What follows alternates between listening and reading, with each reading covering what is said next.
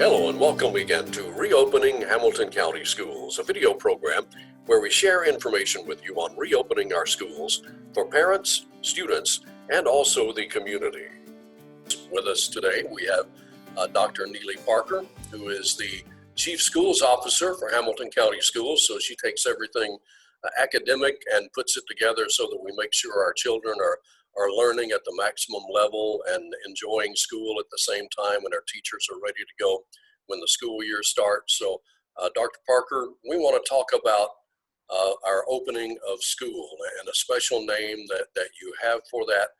And what is that special name for our beginning of school schedule? Sure. Tim, I've served as a principal for over 13 years, and I always thought about leading a school through the eyes of our youngest learners, or kindergartners.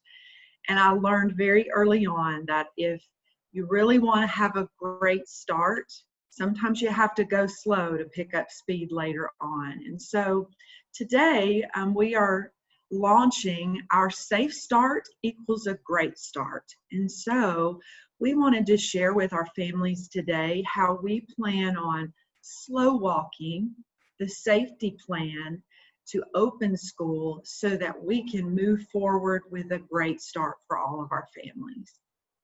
Okay, and as we looked at the tracker that we have that goes between phases, we've had that on the website, and people are continually looking at that, and we've continued to monitor that tracker and use it in our decision making, but there may be some confusion with parents of saying, well, why are we starting here when the tracker is in this particular location? But as we've monitored that over the past couple of weeks, it's been teetering back and forth between phase 3, phase 2, and we're trying to project a week and a half or so in advance to give our parents and staff a solid, here is the way we're going to start scenario. So it's not that we decided to abandon the tracker. The tracker's still there. We're still using the data.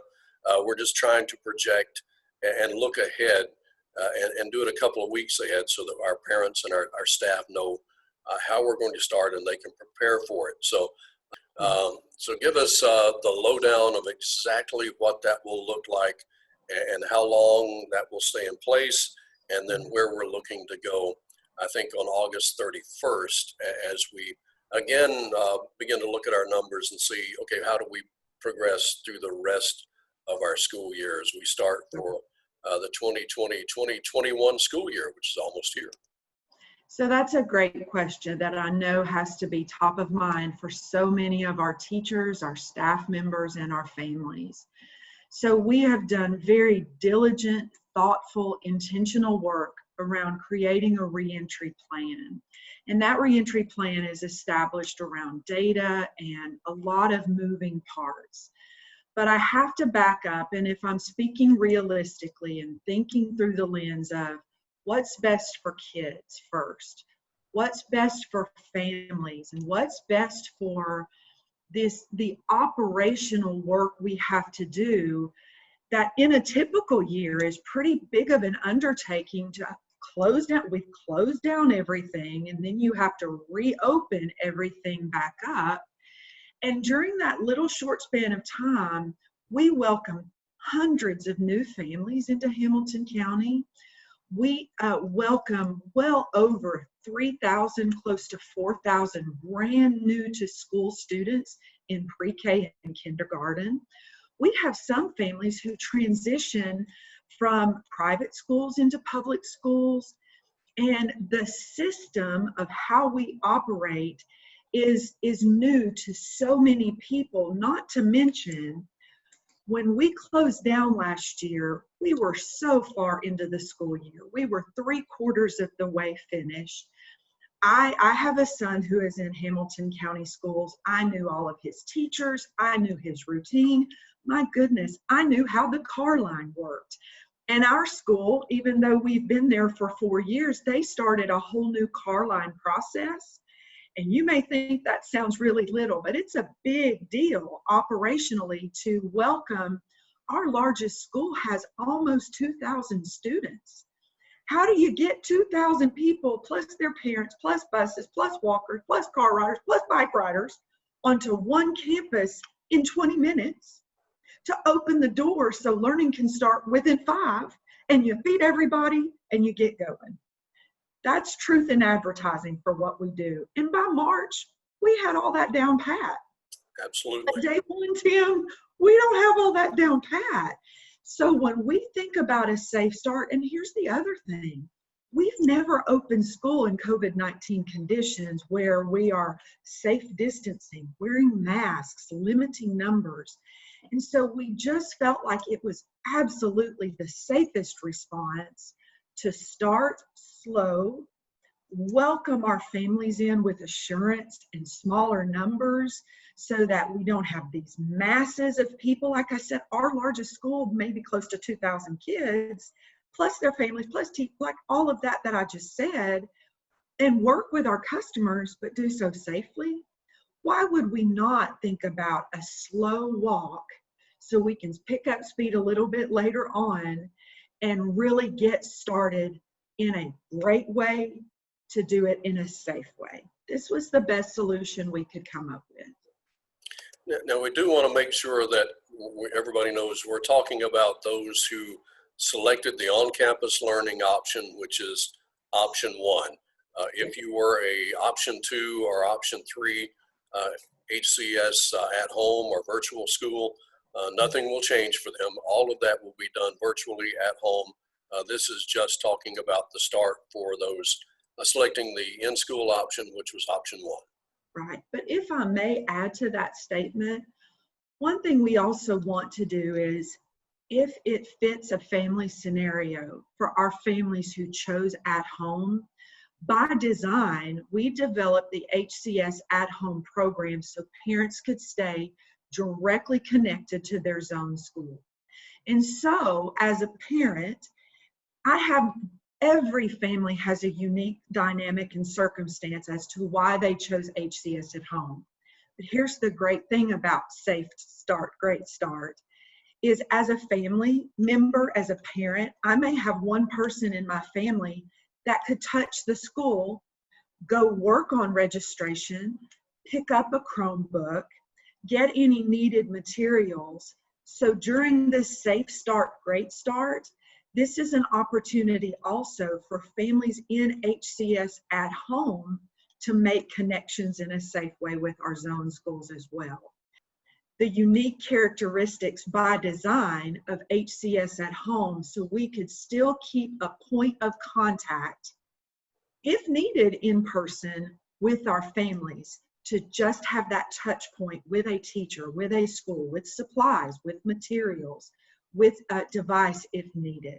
So I just wanted to add that little caveat to this statement. Yes, this is for our students that will return in person, but also there is an advantage for our families with HCS at home as well.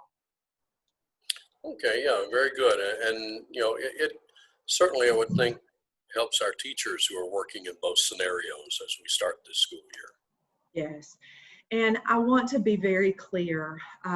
I wish more than anything, as a mom, as a wife, as a person and an employee of Hamilton County Schools, shouldering a part of this responsibility, I wish there was just a playbook that we could all open and it would tell us exactly what to do. We've listened to hundreds of teachers, probably thousands of parents since this all began in March. And although we cannot solve every problem this pandemic has prescribed, what we can do is offer families options that will give them a way that they can safely move forward in their home with their own personal decision. But here's the other thing that I'm not sure our teachers have maybe seen yet in action.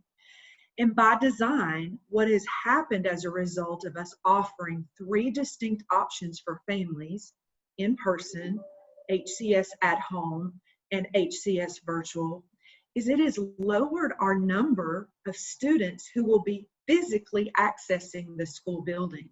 Some of our schools, because of the options parents have taken advantage of, may have as many as 40% less students because they've opted into HCS virtual.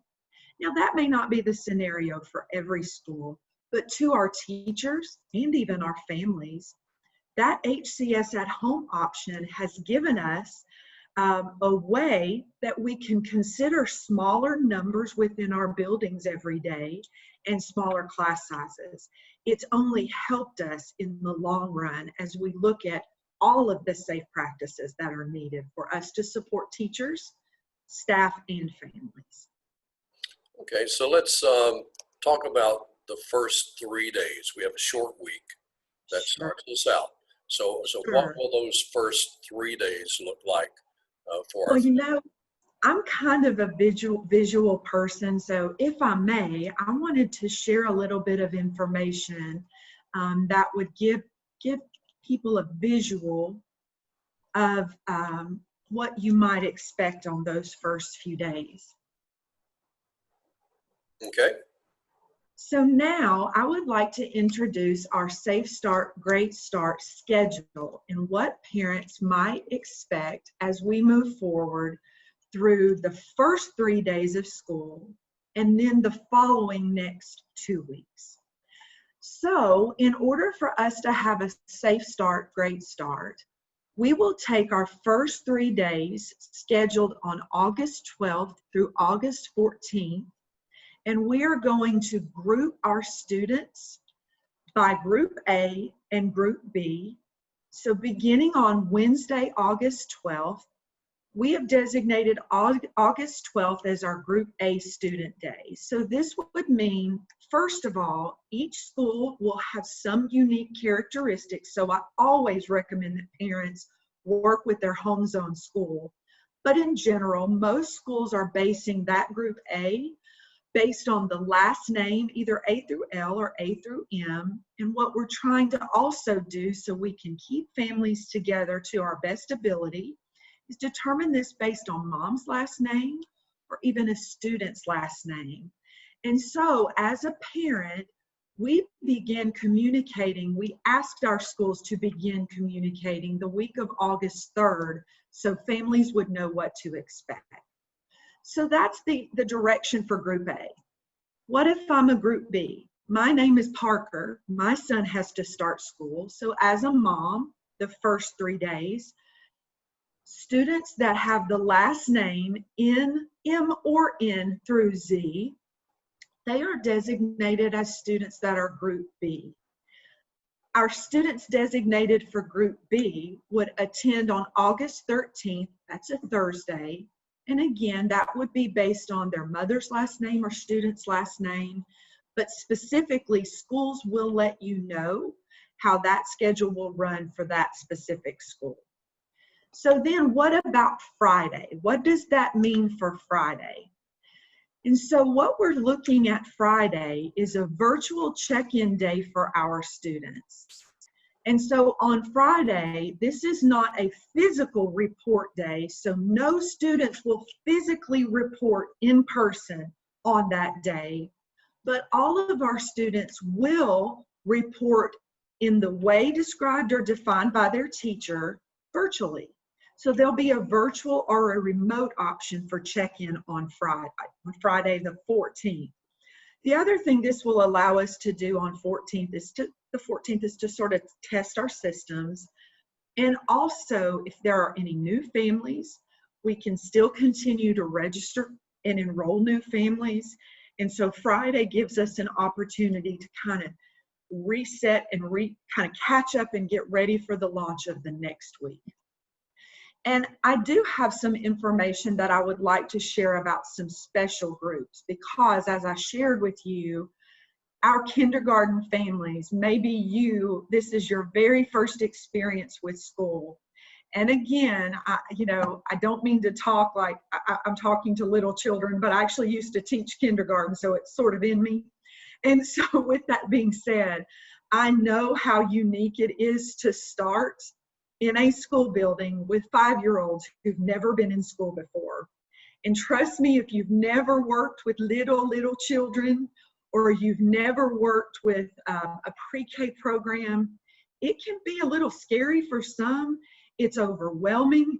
They have never been in a school building before, and there are these massive institutions, and kids are going this way and that way, and cars and buses, and there's a lot that we have to slow walk as well with our littlest learners. And so what we're doing as well, to be very intentional, all of this is very much on purpose to keep in mind that we've never opened safely in a pandemic before. We closed down last year, but we got to open safely. So we're taking our youngest learners and we're going to hold on bringing them to school, period, until the 17th of August. So if you are a kindergarten mom or dad or significant other, your school's teacher will be reaching out to you. You will have a phone conference with your teacher. Those will take place the 12th, 13th, and 14th. My hope is that many of our kindergarten families have already heard from their teacher. We begin a screening process. We've never met your children before. And so we don't know a lot about how they learn. If they kind of are still a little clingy to their mom or their dad, or maybe they're wide open and they can't wait for school to start. This is a way for us, being on a bus for the first time, running the car line for the first time, knowing where to go eat for the first time. That's why we do phase in, and that information will be assigned by the teachers. And again, that will run the week of August 17th and the week of August 24th. So I hope that really helps our kindergarten families know that we're also trying to think about the unique qualities that are needed to open school for our littlest friends. What does it look like after the 12th, 13th, and the 14th? Sure. So to keep things launching forward in a great way, our superintendent and school board has worked together so that we can slow walk yet again those first 2 weeks of school. So here's what that will look like. And again, look for some specifics from your home zone schools. But basically what we're doing is opening school in a 50% capacity schedule. So Monday, August 17th and Tuesday, August 18th, as well as the following week, Monday, August 24th and Tuesday, August 25th, if you were a student that meets the criteria to be an A-day student, again, based on last name and how your school determines that, you will come to school the 17th, 18th, the 24th, 25th. Both of those are Mondays, Tuesdays. Well, then what do I do Wednesday, Thursday, Friday? Let me be very clear. Those are learning days. They are just virtual learning days. What if I'm a Group B student?